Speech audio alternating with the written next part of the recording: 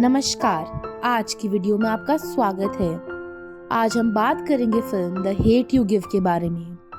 Film की शुरुआत में एक भावनात्मक सीन होता है जहां पिता मैवरिक अपने बच्चे स्टार और सेवन को कुछ समझा रहे होते हैं। कैसे समझाते हैं कि यहाँ पर काले लोग जो अफ्रीकन लोग हैं अमेरिका में जीवित रहते हैं, कैसे उन्हें बिहेव करना चाहिए और कैसे अगर एक दिन उनसे कोई सवाल पूछा जाएगा बिना किसी सवाल पूछे भी जवाब दिए भी पुलिस वाले उन्हें पकड़कर ले जाते हैं। मॉव उन्हें बताते हैं कि ये बात भूलनी नहीं है कि ब्लैक होना एक गर्व की बात है और उन्हें अपने राइट्स और अपनी डिग्निटी का ध्यान रखना है। स्टार 9 साल की है और सेवन 10 साल का है और उन्हें अपनी किस्मत के बारे में बता दिया गया है एज ब्लैक पीपल। एक लंबी कहानी है जहाँ स्टार बताती है कि वो अपनी फैमिली के साथ बड़ी हुई थी। उनकी फैमिली बहुत हैप्पी थी और वो एक गार्डन हाइट्स नाम के एरिया में रहते थे। उनका सारा एनवायरनमेंट ब्लैक पीपल से भरा हुआ था और मूव की वहाँ मिनी मार्केट में एक छोटी सी ड्रग डीलिंग की दुकान थी जिसे छोड़कर अब वो टोन का काम करता था। स्टार और seven garden Heights high school attend करते थे। स्कूल से उन्हें निकाल दिया गया था उसके बाद क्योंकि उनकी जो मदर है लीसा, उन्होंने उसका ट्रांसफ़र एक एलीट स्कूल में किया था जहां विलियमसन एरिया के अंदर एक स्कूल था। स्टार वहां पर रह नहीं पा रही थी क्योंकि वहां पर उसकी तरह के लोग नहीं थे।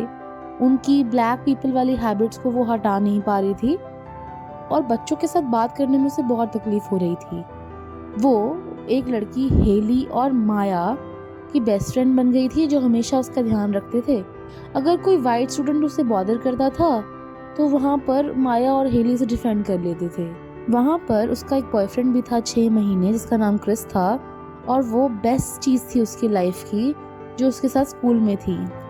पर वहाँ पर बहुत सारे हेल्दी वेल्दी वाइट लोग थे जो उसकी तरफ एक अजीब नज़र से देखते थे और पूछते थे क्रिस से कि उसकी गर्लफ्रेंड ब्लैक क्यों है और वो उसे क्यों डेट कर रहा है। वीकेंड पे वो अपने दोस्तों के साथ बाहर केन्या गई थी। केन्या में एक पार्टी थी जहाँ पे उसकी बहन सेवन भी आई थी और अब जो बेटी है उनके डॉटर की उनकी एक्स वाइफ भी वहीं आई थी जो आज भी दोस्त हैं। वहाँ पे हम देखते हैं कि स्टार पार्टी में खलील की प्रेजेंस देखती है। खलील जो है वो उसका बचपन का दोस्त है और खलील की ग्रैंड मदर भी वहाँ पर है जो उसे बेबीसिट किया करती थी जब वो छोटी थी।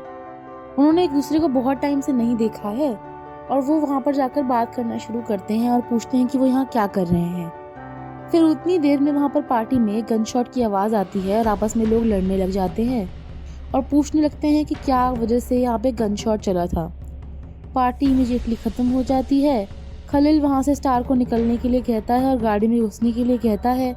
वो एक दूसरे से बात करते हैं और बताते हैं कि कैसे वो पहले एक बहुत पुअर लड़का हुआ करता था और जब उसकी ग्रैंड मदर हैं जो उनको वहाँ से फायर कर दिया गया था हॉस्पिटल से, उसकी ग्रैंड मदर को वहाँ पे कैंसर हो गया था तो उसे फिर वहाँ से स्कूल से निकलकर ड्रग डीलर बनना पड़ा। और उसके बाद ये सब कुछ सुनकर खलील को बहुत बुरा लगता है अपने लिए और स्टार उसके लिए बहुत बुरा मानती है। फिर हम देखते हैं कि वो अपने लाइफ के कुछ प्रिंसिपल भी शेयर करता है जो उसने टूपैक एक रैपर से सीखे हैं जो ऑफन ब्लैक लोगों के लिए गाने लिखता है और उसके जो गाने के बोल होते हैं वो वहाँ पर उसका हेट्रेड जो है वहाँ पे दर्शाते हैं कि कैसे जब वो छोटा था उसे हेट मिला और अब वो रिबेलियन बन गया है। वो सबकी तरफ बगावत की तरफ से देखता है। कई बार वहाँ पर लोगों के साथ ये हुआ करता था तो उसे भी ऐसा फील होता है कि अब उसे रिबेलियन करना चाहिए। सडनली उन्हें वहाँ पुलिस ऑफिसर रोक लेते हैं। मुआव जो है उसने अपने बेटे को सिखाया होता है जब से वो बच्ची थी कि एज अ ब्लैक पर्सन उसे इमीडिएटली अपना हाथ डैशबोर्ड पर रखना चाहिए ताकि ऑफिसर उसे देख सके। वो अपना हाथ देख लेते हैं जो उसने डैशबोर्ड पर रखा हुआ है पर खलील स्टबर्न होता है तो वो ये नहीं करता अनटिल स्टार उसे फोर्स करती है। उसके बाद उसे ड्राइवर लाइसेंस दिखाने के लिए कहा जाता है बिकॉज वो समझती है कि उसने कुछ गलत नहीं किया। फाइनली ऑफिसर खलील को बताता है कि जो गाड़ी है उससे बाहर आ जाए। वो स्टार चाहती है कि वो सब कुछ रिकॉर्ड कर ले लेकिन उसे डर लग रहा है। जब ऑफिसर ड्राइविंग लाइसेंस देख लेते हैं वो इमीडिएटली उसकी तरफ देखते हैं। उसका सेलफोन उसके हाथ से गिर जाता है और रफल हो जाता है। खलील की गाड़ी को देखकर वो शांत हो जाती है। वो अपने आप को बार बार रिमाइंड करती है कि जो ऑफिसर हैं वो अगर करेगा जो उनको कहा जाएगा खलील तो कुछ नहीं करेंगे।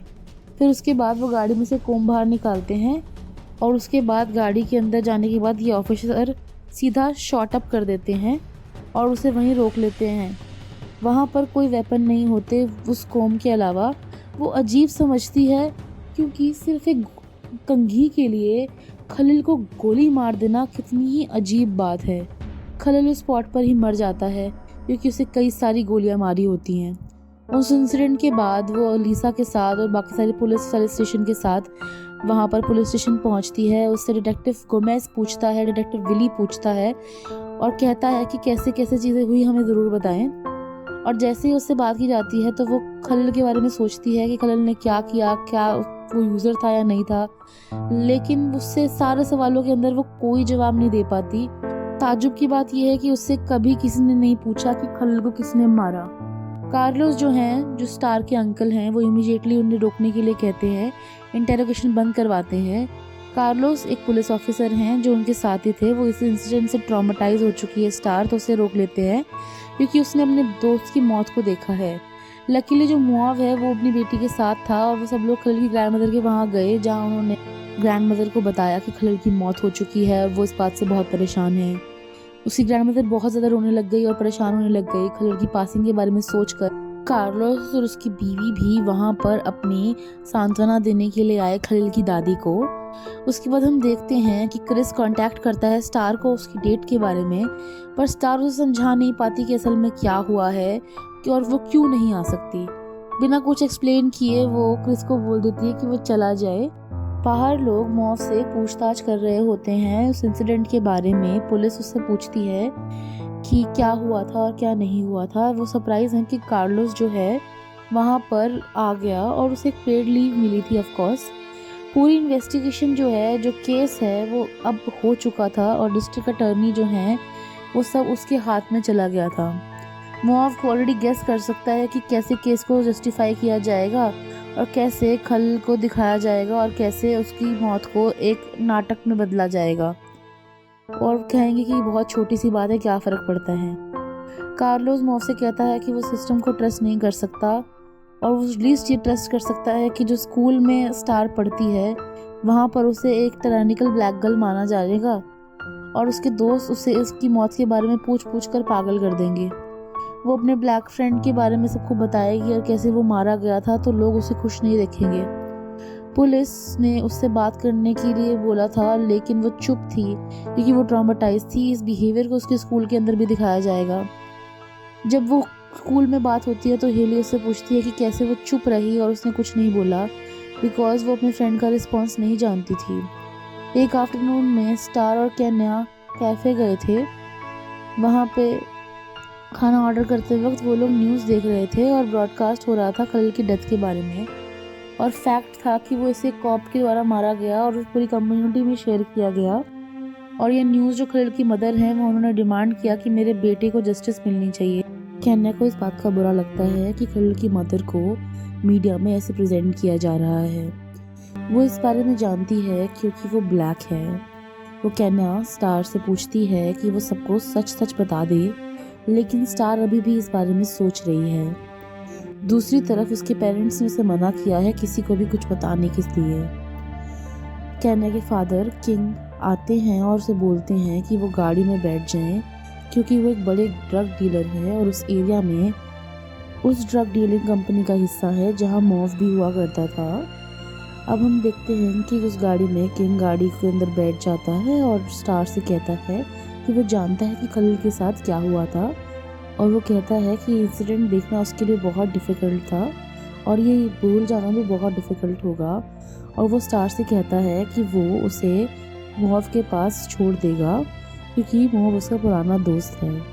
वो उनकी करंट लाइफ के बारे में बात करते हैं और किंग उसे कहता है कि उसे कुछ भी पुलिस वालों को नहीं बताना चाहिए क्योंकि खलील उसी के लिए काम करता था और अगर पुलिस वालों को पता चला तो वो भी ट्रबल में आ जाएगा।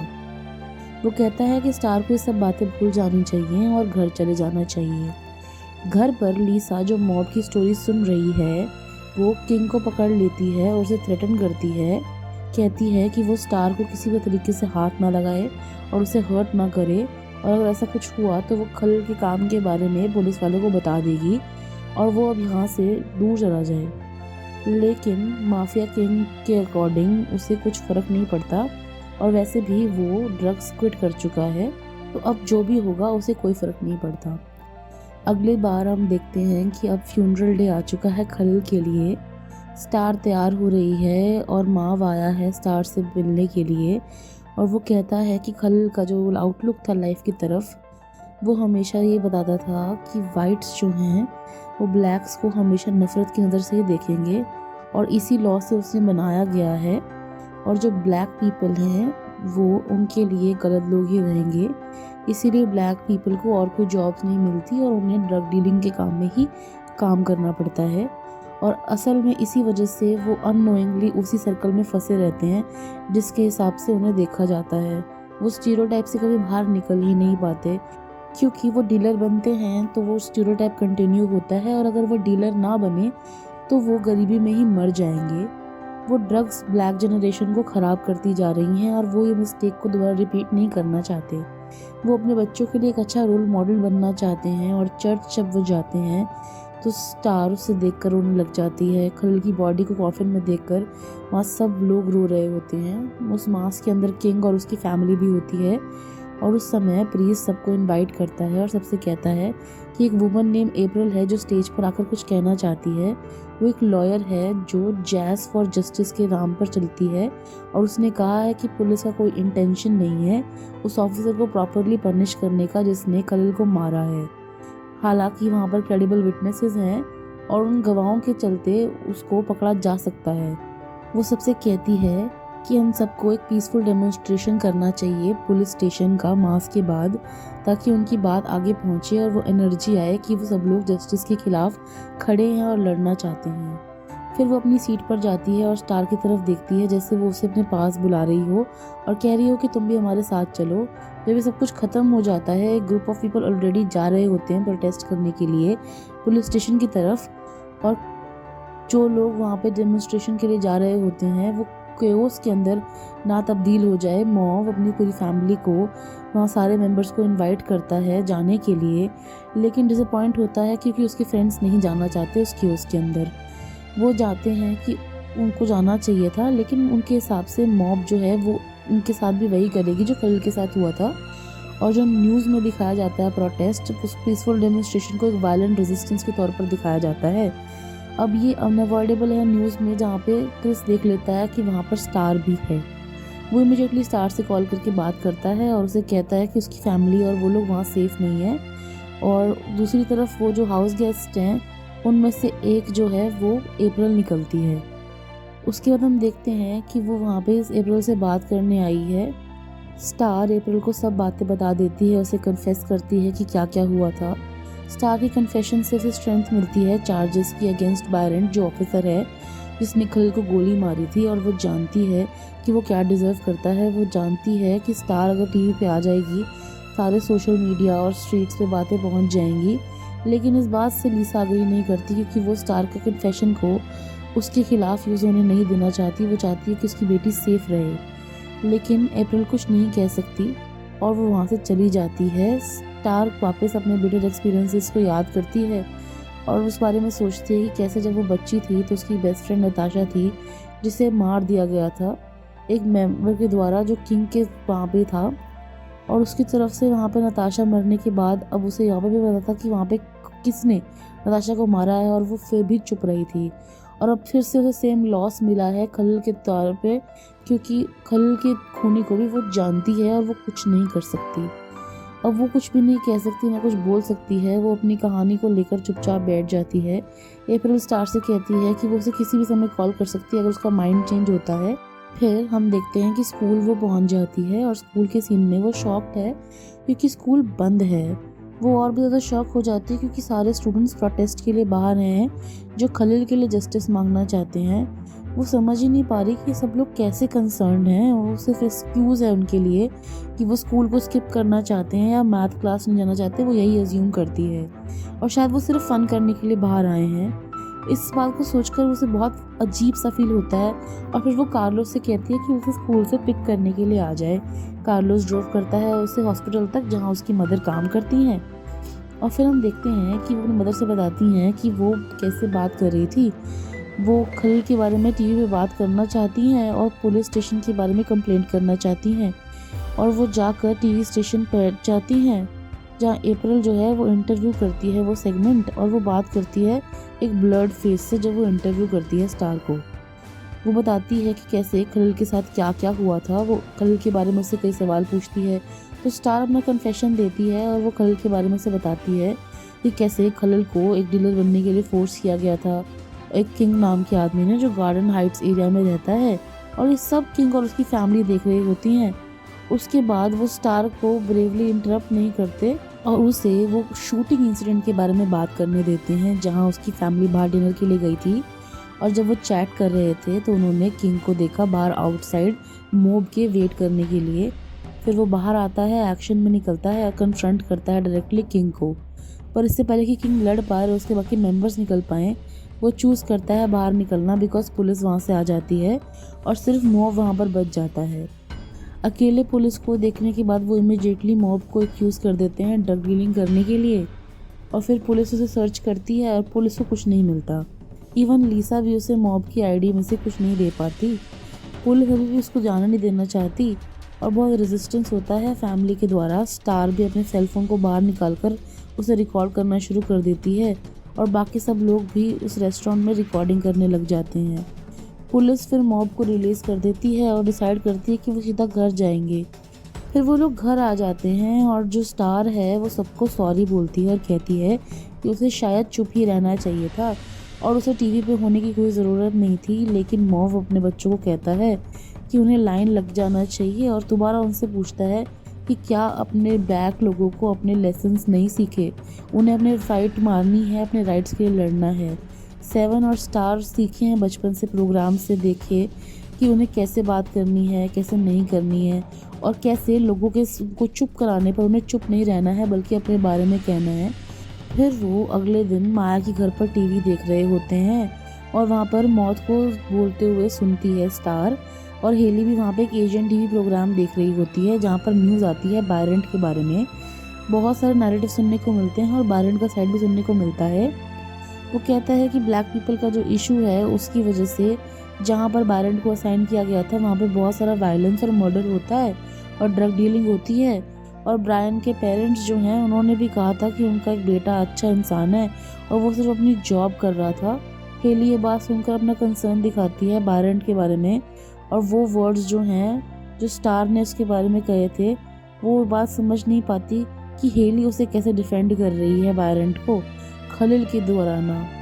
फिर वो देखते हैं कि जो प्रोटेस्ट है वहाँ पे भी वो उसको डिफेंड कर रहे थे, और क्या बात हो रही थी कि एली ने स्टार को सोशल मीडिया पे फॉलो करना बंद कर दिया था क्योंकि स्टार ने उस इनजस्टिस के बारे में बात की थी।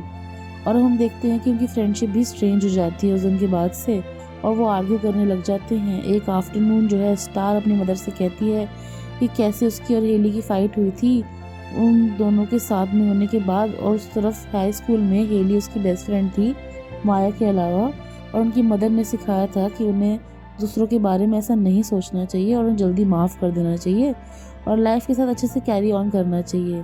लेकिन अगर वो दूसरी तरफ देखे तो इतनी बड़ी बात इतने दोस्त के साथ रहने के बाद अगर हेली की ये सोचा तो वो कैसे उसके साथ रह सकती है और कैसे उसे जाने दे सकती है उस बात को।